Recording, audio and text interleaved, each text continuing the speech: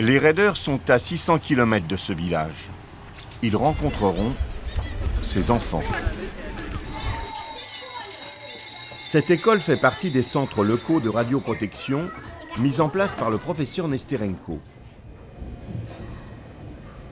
Aujourd'hui, Vladimir Babenko, son collaborateur, vient de l'Institut Belrad avec un fauteuil spectrométrique. Ses enfants, sains en apparence, vont tous s'y asseoir pour mesurer leur radioactivité.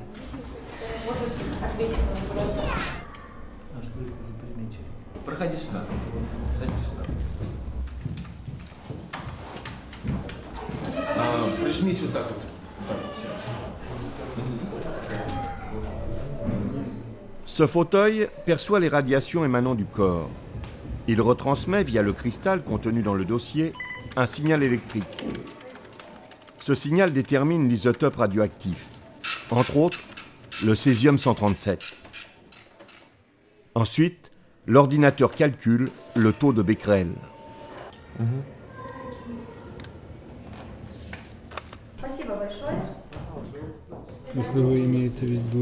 Si vous prenez en considération les enfants qui vivent dans ce village,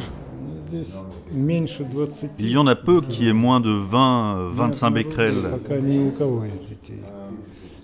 Nous avons rencontré dans un village des cas présentant jusqu'à 200 et 400 becquerels. C'est occasionnel, mais ça arrive parfois.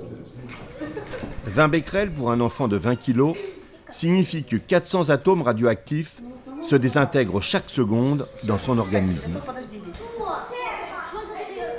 Un plan de prévention sur la consommation des aliments est établi dans les zones contaminées. Mais les enfants se nourrissent tous les jours de radionucléides et entretiennent leur taux d'irradiation. La plupart contractent des maladies de personnes âgées, des pathologies cardiaques, hépatiques et autres.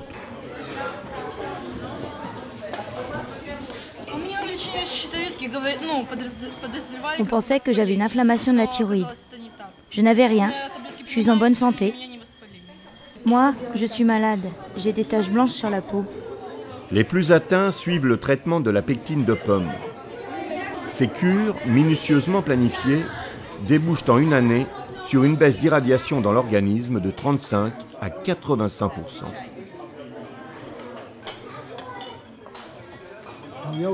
Je pense que ce travail est utile. Nous devons la vérité aux gens, les informer sur la contamination des aliments, du taux d'irradiation et sur comment se prémunir. C'est la mission de notre institut. Malgré le succès de la pectine, ce remède serait inconnu des bataillons de scientifiques internationaux. La pectine aurait des effets néfastes pour les enfants, probablement aussi pour le lobby nucléaire.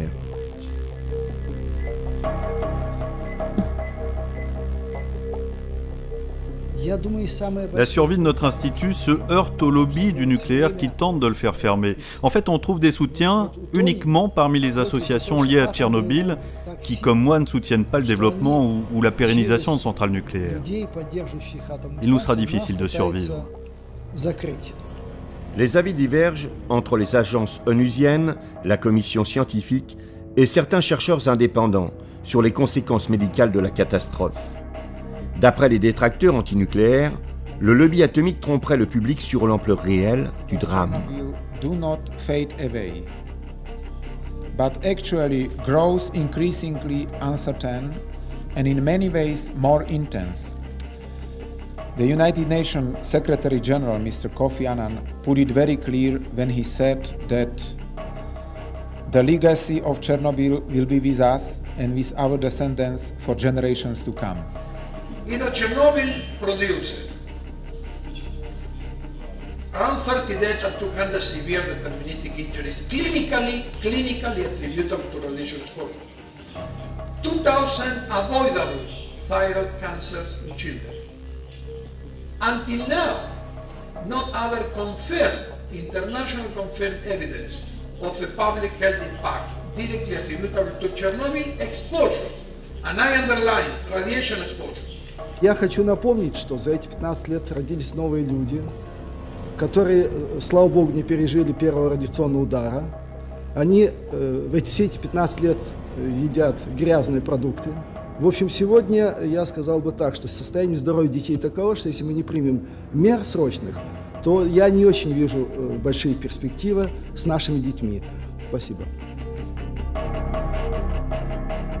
Un combat mené tambour battant s'organise auprès d'associations pour dévoiler la ou leur vérité. Elle fustige l'inaction de l'Organisation mondiale de la santé qui, selon le dernier rapport appelé Forum Tchernobyl, ne déclare aucune incidence négative grave sur la santé, ni de contamination sérieuse.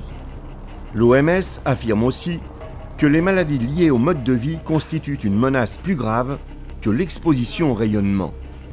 La santé mentale, depuis la chute de l'Union soviétique, avec la chute générale des systèmes de santé et avec la chute du niveau de vie et des niveaux de protection sociale pour la population, ça a engendré en fait une détérioration globale du niveau de santé pour tout le monde, y compris les personnes qui vivent dans ces régions.